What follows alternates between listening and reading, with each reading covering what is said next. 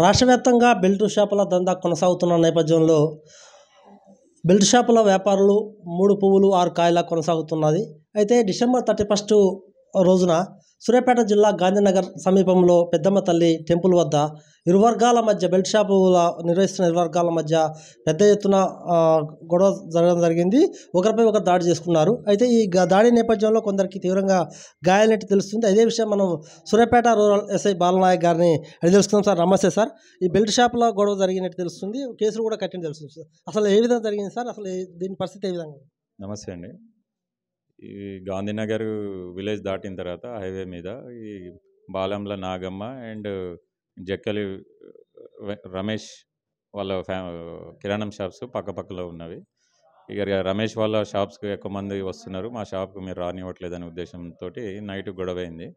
గొడవైన విషయంలో మార్నింగ్ పోయి ఇవి నాగమ్మ వాళ్ళ ఫ్యామిలీ మెంబర్స్ అడగడం వల్ల అక్కడ ఘర్షణ జరిగి ఒకరినొకరు కొట్టుకోవడం జరిగింది.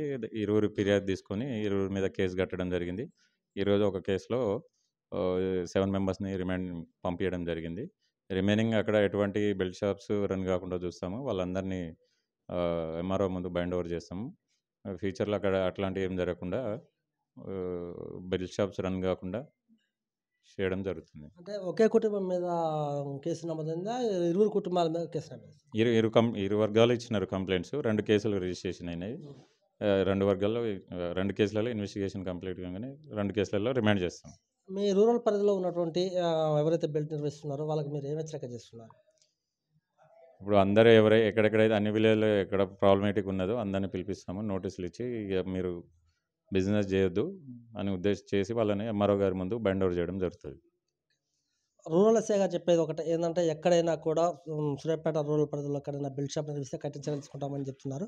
అంతేకాకుండా రాష్ట్ర వ్యాప్తంగా బెల్ట్ షాప్ల దందా మాత్రం పరంపర కొనసాగుతూనే ఉంది. ఎందుకంటే వాళ్ళకు కావాల్సింది ఏంటంటే వైన్ షాప్ కావచ్చు, లేకపోతే బార్ షాప్ వాళ్ళు స్వయాన వాళ్ళు ఆటోలో మొత్తం సరుకు నింపుకొని బెల్ట్ షాప్ల వద్దకు తీసుకుపోయి ఇస్తున్నారంటే వాళ్ళకు ఎంత బిజినెస్ నడుస్తుంది, ఎన్ని వేల రూపాయల ఆదాయం వస్తే వాళ్ళు ఆటోలో తరలిస్తున్నారో మనం చూసుకోవచ్చు. ఎందుకంటే ముఖ్యంగా మనం ఇప్పుడు చూస్తే గాంధీనగర్ పరిస్థితుల్లో మాత్రం ఒకరి మీద ఒకరు దాడి చేసుకున్నారు అంటే ఎంత లాభం ఉంటే వాళ్ళు దాడి చేసుకోవాలి తీవ్రంగా. అంటే ఒక అబ్బాయిని తీసుకుపోయి చెట్ల పొదల్లో కూడా కొట్టిన దృశ్యాలు మనకు కనిపిస్తున్నాయి, సీసీ ఫుటేజ్లో చూస్తున్నాం. అంటే రోజు వీళ్ళ ఆదాయం ఏంటంటే, ఇలా ధ్యేయం ఏంటంటే సుమారు 3-4 వేల ఆదాయం ఉంటేనే వీళ్ళకు రోజు కూడా నిద్ర పట్టే అవకాశం ఉంది. ఆ దృష్టిలో పెట్టుకొని ఖచ్చితంగా వాళ్ళు దాడులు కూడా నిర్వహించుకున్నారు. ఎందుకంటే ఇది మొత్తం కూడా జనగం రోడ్లో ఉన్నటువంటి హైవే పక్కన ఉన్నటువంటి ఈ విలేజ్, ఇక్కడ మొత్తం కూడా పెద్ద ఎత్తున బెల్ట్ షాపులు నిర్వహిస్తున్నారు. ఇప్పుడే ఎస్ఐ గారు చెప్తున్నారు ఖచ్చితంగా వాళ్ళపై చర్యలు తీసుకుంటామని చెప్తున్నారు. ఇంతేకాకుండా జిల్లా వ్యాప్తంగా కూడా మాత్రం ఎక్సైజ్ అధికారులు మాత్రం ఇప్పటివరకు కూడా దాని మీద ఎలాంటి చర్యలు తీసుకుంటారు? ఎందుకంటే ఎక్సైజ్ అధికారులు చూస్తున్నట్లు వివరిస్తున్నారు. ఎందుకంటే జిల్లా వ్యాప్తంగా మొత్తం పెద్ద ఎత్తున కూడా ఈ లిక్కర్ దందా నడుస్తున్నా కూడా ఎవరు కూడా నాకు పట్టింపు లేనట్టు తెలుస్తుంది. ఇదే విషయాన్ని కూడా మనం ఇప్పటికీ పలుమార్లు కూడా ఎక్సైజ్ అధికారులు అడిగినా కూడా వాళ్ళు చీమ కుట్టేట్టు కూడా లేదు. ఖచ్చితంగా మాత్రము ఇప్పటికైనా దృష్టి సారించి ఖచ్చితంగా బెల్ట్ షాపులకు మందు సప్లై చేయకుండా ఇటు ఎవరిని మన బార్ షాపులను కావచ్చు, లేకపోతే వైన్ షాపులని హెచ్చరించాలి.